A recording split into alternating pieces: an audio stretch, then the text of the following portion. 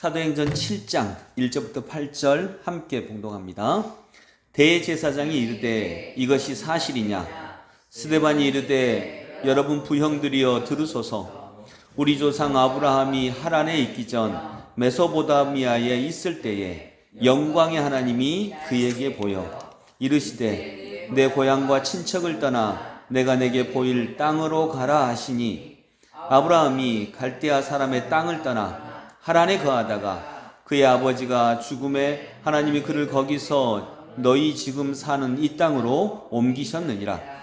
그러나 여기서 발붙일 만한 땅도 유업으로 주지 아니하시고 다만 이 땅을 아는 자식도 없는 그와 그의 후손에게 소유로 주신다고 약속하셨으며, 하나님이 또 이같이 말씀하시되 그 후손이 다른 땅에서 나그네가 되리니 그 땅 사람이 종으로 삼아 400년 동안을 괴롭게 하리라 하시고, 또 이르시되 종 삼는 나라를 내가 심판하리니 그 후에 그들이 나와서 이곳에서 나를 섬기리라 하시고, 할례 언약을 아브라함에게 주셨더니 그가 이삭을 낳아 여드레 만에 할례를 행하고 이삭이 야곱을, 야곱이 우리 12조상을 낳으니라. 아멘.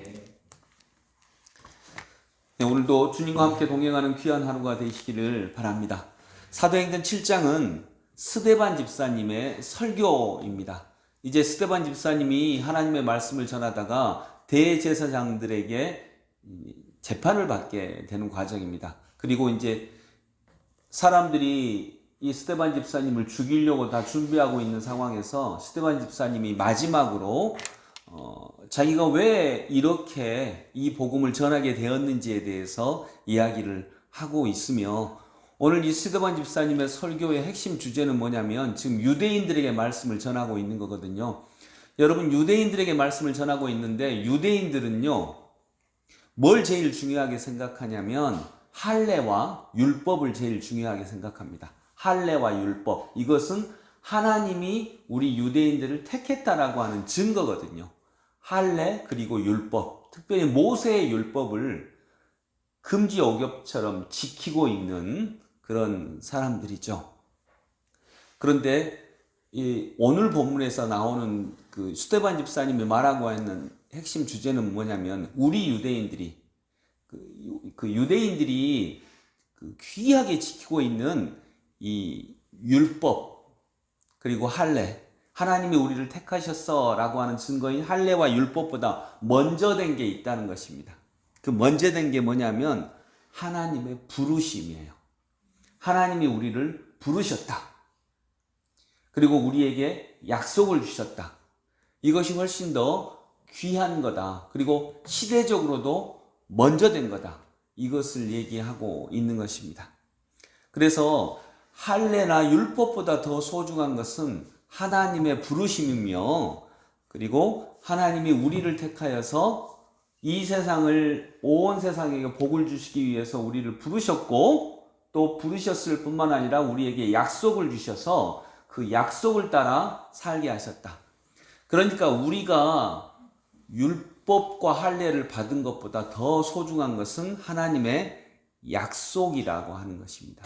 우리를 선택하시고 우리를 사랑하신 하나님의 약속이 먼저이다. 근데 그 하나님의 약속과 하나님의 사랑의 증거가 바로 예수 그리스도의 십자가 사건으로 우리에게 다시 증명되었다라고 하는 것입니다. 그래서 하나님께서 5절에 보면, 그러나 여기서 발붙일 만한 땅도 유업으로 주지 아니하시고 다만 이 땅을 아는 자식도 없는 그와 그의 후손에게 소유로 주신다고 약속하셨으며, 이 약속이 율법보다 먼저다. 약속이 율법보다 더 중요하다. 이런 말씀을 하고 있습니다. 그래서 그들이 율법을 지키지 않았고 율법을 어겼기 때문에 예수님을 십자가에 못 박고 예수님의 제자들을 박해하고, 이거보다 더 귀한 것은 하나님의 먼저 되신 약속, 하나님이 주도적으로 우리를 사랑하신 그 약속, 그 약속의 증거가 예수님의 십자가 사건이었다. 그것은 하나님의 사랑이셨다 라고 하는 것, 이것을 강조하고 있는 것입니다.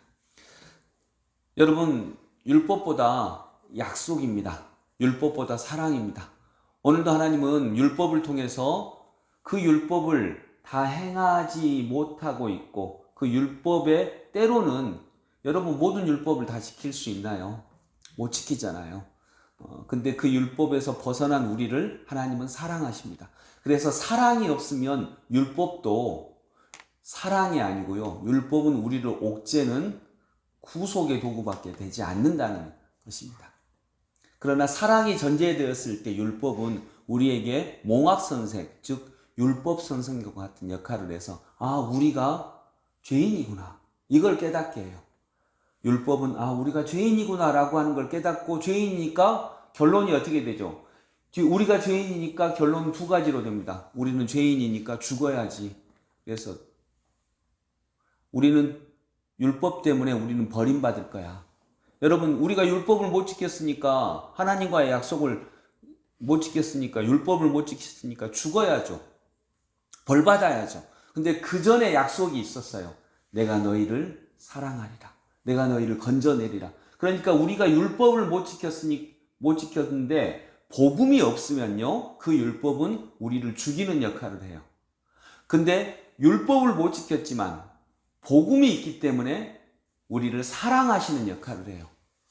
못 지켰으니까 벌받아야 되는데 약속이 있기 때문에 우리를 붙잡아 주시고 건져 주시고, 그럴 뿐만 아니라 우리를 하나님의 도구로 삼으셔서 이 세상에 복을 전하는 역할을 하신다는 놀라운 복음을 우리에게 전하시는 거죠. 그래서 여러분, 오늘 말씀의 결론은 정리를 하면 율법보다 약속이 먼저입니다. 그리고 율법은 사랑과 하나님의 약속이 있기 때문에 그 율법은 우리를 그리스도에게로 인도하는 길이 되는 것입니다. 그래서 우리가 율법 아래 부끄러운 사람이구나. 그럼 부끄러운 사람, 우리 밖에 나가서 고향 떠나서 막 세상에서 어떻게 일하다가 실패하면 어디로 가요? 제일 먼저? 아버지 어머니한테 가잖아요. 그거죠. 이스라엘 민족은 지금 세상을 사랑하는 일에 실패했거든요. 그러니까 하나님이 벌을 주시는 게 아니라 다시 우리가 하나님의 사랑이 나타난 그리스도의 십자가, 예수께 돌아가자라고 말씀하고 있는 것입니다. 우리도 이 세상 살아가면서 꼬박꼬박 또 일주일에 한 번 또는 이 새벽 시간에 항상 예수께 돌아가는 은혜가 있기를 원합니다. 우리가 예수께 돌아가면 우리 주님은 넉넉한 품으로 우리를 안아주시고요. 우리가 비록 부족하고 연약하고 부끄럽더라도 하나님은 전혀 우리를 부끄럽게 여기지 아니하시고 크신 사랑으로 우리를 품어주시고 다시 한번 용기 주시고 다시 한번 힘을 주시고 약속 주셔서 또 너는 나의 사람이야, 나의 백성이야, 나의 아들, 딸이야 라고 하면서 용기 내게 하시는 하나님의 영원하고 끝없는 사랑을 오늘도 이 시간을 통해서 누리시고 받으시는 은혜가 있기를 원합니다. 기도하겠습니다. 주님, 오늘 우리가 찬양했습니다. 내 주여 뜻대로 행하시옵소서. 내 모든 일들을 다 주께 맡기고 살든지 죽든지 뜻대로 하게 하여 주옵소서. 이 찬양의 고백과 같이 오늘 스데반은 죽음과 삶을 온전히 주님께 맡기고 유대인들에게 실은 복음을 전하고 있습니다. 아름다운 소식을 전하고 있습니다. 하나님, 천사와 같은 얼굴이지만 단호하게 복음을 전하고 있는 스데반 집사님의 이 복음의 내용을 따라 저희도 하나님의 약속, 하나님의 사랑, 복음의 능력을 믿는 오늘 이 시간 되게 하여 주옵소서. 주님의 사랑 때문에 율법은 우리에게 무섭게만 다가오지 않습니다. 주님의 사랑이 있기 때문에 율법은 사랑의 얼굴을 하고 오늘도 우리에게 찾아옵니다. 하나님, 주님의 사랑 안에서 율법과 약속이 어우러져 언제까지나 비록 우리가 연약한 모습으로 있다 할지라도 우리를 붙잡고 사랑하시는 하나님의 사랑을 느낄 수 있는 귀한 도구로 율법이 변화되게 하여 주옵소서. 예수 그리스도 이름으로 기도드립니다. 아멘.